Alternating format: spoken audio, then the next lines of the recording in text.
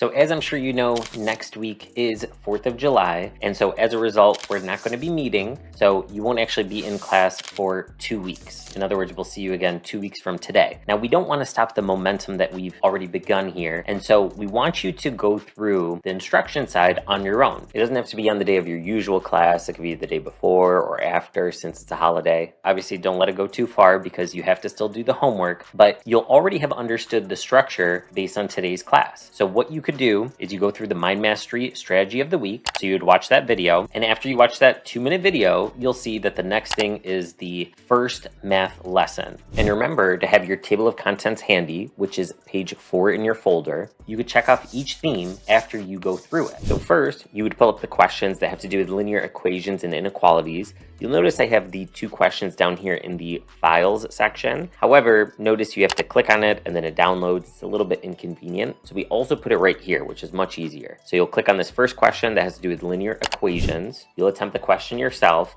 ideally giving yourself the normal minute and a half that we give you in class. And then you would go over to linear inequalities. So same thing, you attempt the question yourself.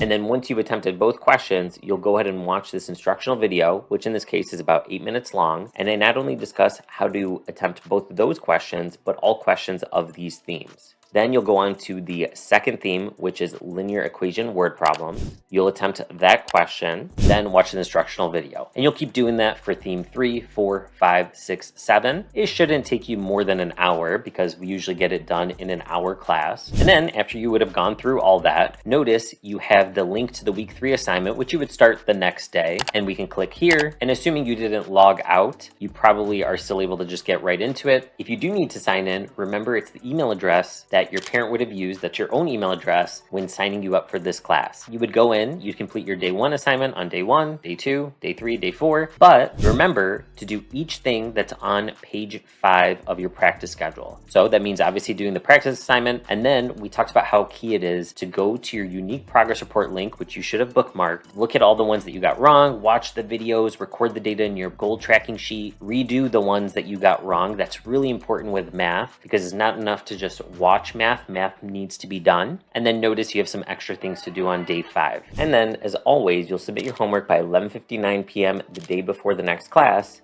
and then we'll see you the following day. And remember, you got this.